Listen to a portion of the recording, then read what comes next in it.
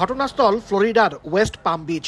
রোববার সাপ্তাহিক ছুটির দিনে দুপুরে নিজ গলফ ক্লাবে খেলছিলেন ডোনাল্ড ট্রাম্প। এ সময় সাবেক প্রেসিডেন্টের নিরাপত্তায় নিয়োজিত সিক্রেট সার্ভিসের সদস্যরা খেয়াল করেন গলফ ক্লাবের সীমানা প্রাচীরের বেড়া দিয়ে এক ব্যক্তি বন্দুকের নল ঢোকাচ্ছেন। সঙ্গে সঙ্গে তাকে লক্ষ্য করে গুলি চালায় সিক্রেট সার্ভিস।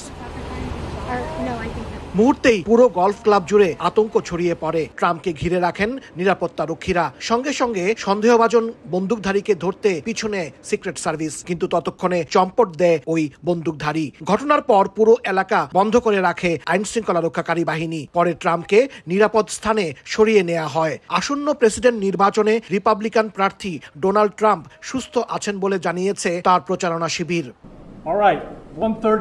এদিকে ফ্লোরিডার মার্টিন কাউন্টি শেরিফের দপ্তর জানিয়েছে মহাসড়ক ইন্টারস্টেট 95-এ তারা একটি গাড়ি থামিয়ে সন্দেহভাজন একজনকে আটক করেছে।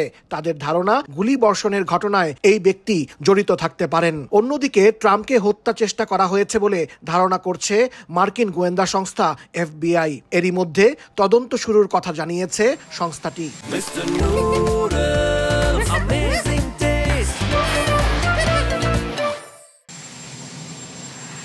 ঘটনার পর হোয়াইট হাউস জানিয়েছে প্রেসিডেন্ট জো বাইডেন এবং ভাইস প্রেসিডেন্ট কমলা হ্যারিস দুজনকেই ঘটনা সম্পর্কে জানানো হয়েছে। ট্রাম্প নিরাপদ আছেন বলে তারা স্বস্তি প্রকাশ করেছেন।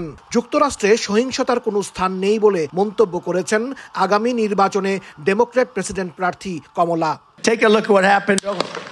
2 মাস আগে পেনসিলভেনিয়া অঙ্গরাজ্যে ট্রাম্পকে হত্যার চেষ্টা করা হয়। এ সময় একটি গুলি তার ডান দিকের কান ছুঁয়ে যায়। ওই ঘটনায় ট্রাম্প সামান্য আহত হন এবং অনেকটা অলৌকিকভাবে প্রাণে বেঁচে যান। এরপর থেকে ট্রাম্পের নিরাপত্তা জোরদার করা হয়েছে। খোলা জায়গায় জনসভার সময় তিনি এখন বুলেট প্রুফ কাচের পেছন থেকে ভাষণ দেন।